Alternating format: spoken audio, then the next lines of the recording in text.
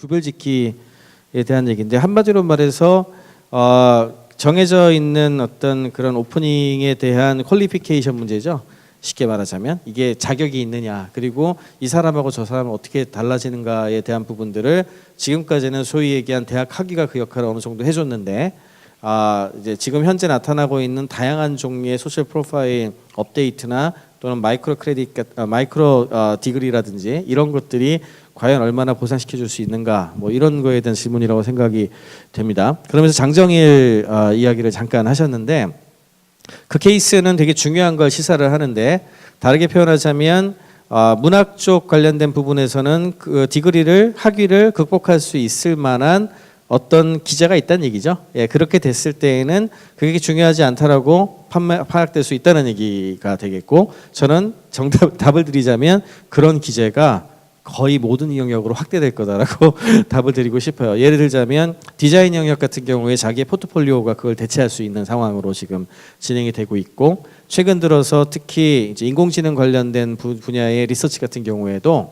오픈소스 플랫폼을 이용한 깃허브와 같은 플랫폼이라든지, 또는 컴퓨터 사이언스 같은 경우에는 스택 오버플로우라고 하는 플랫폼이 있어요. 여기에서 자기가 얼마나 지식을 알고 답변을 하고 그거에 대한 레벨링을 하는 거와 관련된 것들의 측정 장치라든지, 또는 사업 같은 경우에는 크라우드 펀딩이나 크라우드 플랫폼을 이용을 해가지고 실제 내가 이만큼 할 수 있는 걸 보여준다라고 하는 것처럼, 소위 얘기하는 학문의 버티컬 영역에서 그런 거를 극복할 수 있는, 그리고 그 분야에 있는 사람들이 대부분 인정할 수 있는 내용들이 확대가 되면서 자연스럽게, 물론 이제 그게 안 되는 분야들이 있겠죠.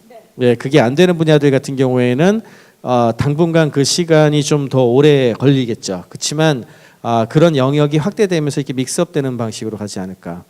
개인적으로는 그렇게 보고 있습니다.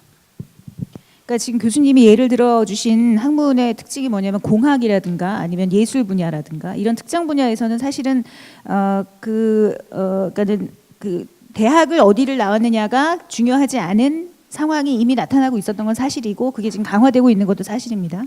그런데 제가 몸담고 있는 인문학이나 사회과학 분야, 뭐 회계나 경영은 어떤지 잘 모르겠습니다만, 이런 분야에서는 그것이 실용적으로 증명될 수 있는 방식이 굉장히 어렵기 때문에라도 대학의 스펙에 기대를 거는 게 사실이거든요. 근데 그것이 과연 이런 고등교육, 온라인 고등교육상의 그 무크와 같은 스택업을 한 그 학위 쌓기 이런 걸 통해서 과연 기업에서 그 사람을 채용하려고 하는 사람, 혹은 그 이후에 학부를 지나서 뭐 석사나 박사, 상위 교육기관에 갈 때 어떤 식으로 증명될 수 있을 것인가, 저는 그게 이제 되게 궁금한 거죠. 답변을 조금 보강해서 드리면은, 스택업을 학위 같은 것들이 그걸 대체한다고 얘기하시면 안 될 것 같아요.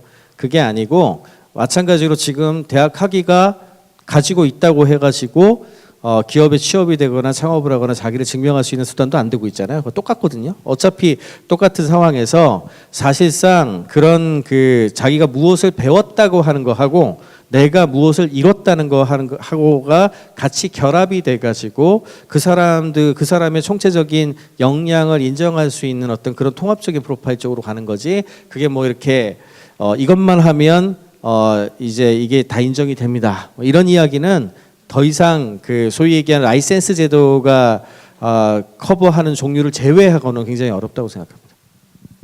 그러니까 저도 그 장밋빛 미래를 믿고 싶은데요. 지금 아마 지방대 학생들, 지방을 졸업해야 하는 학생들이나 아니면은 그냥 인문사회과학 쪽에서 졸업해서 어딘가 이 원서를 내려고 하는 학생들한테 과연 그렇게 변해가고 있니라고 물으면은 아마 대부분 아니라고 할 것 같아요, 제 생각에는. 그러니까 이 분야는 여전히 언급하신 것처럼 대학의 스펙이 여전히 중요한 분야거든요. 근데 그러니까 저는 그 학생들이 너무 안타까운 거예요.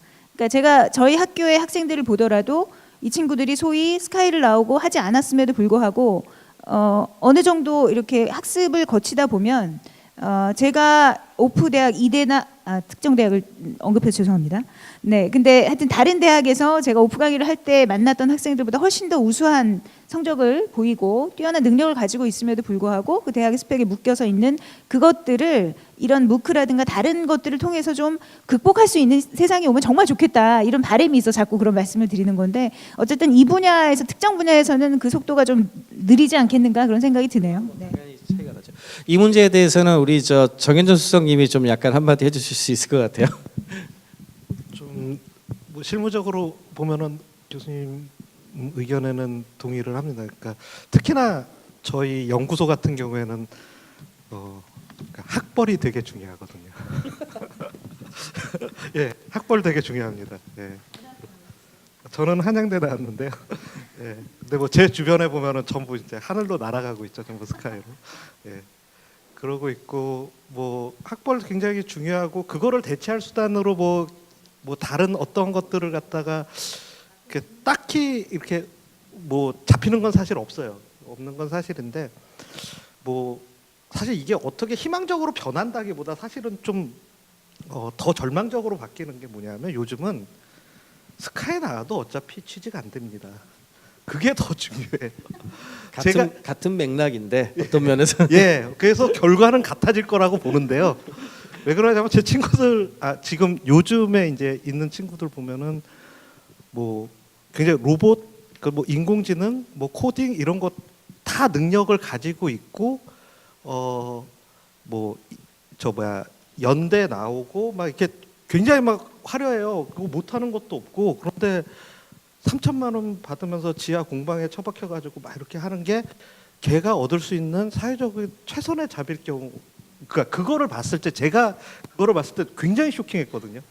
그러니까 결국 그러니까 뭐 경영학과도 사실 뭐 지금 뭐 인터넷 같은 뭐 경영학과도 망하고 있다 막 이런 얘기들 나오거든요. 지금 인문계 중에서 유일하게 조금 떴던 경영학과도 망하고 있고 뭐 다 망하고 있다 뭐 이런 상황에서 결국은 뭐 그거 나와 봐야라고 이제 되면은 그 다음서부터는 실제로 뭐 유학을 가거나 그래서 굉장히 고등 교육을 받고 서티피케이션을 그 굉장히 강력한 걸 쥐고 있지 않은 사람들은 다 똑같아지지 않을까 하는 그런 절망감도 사실 있는 게 사실입니다.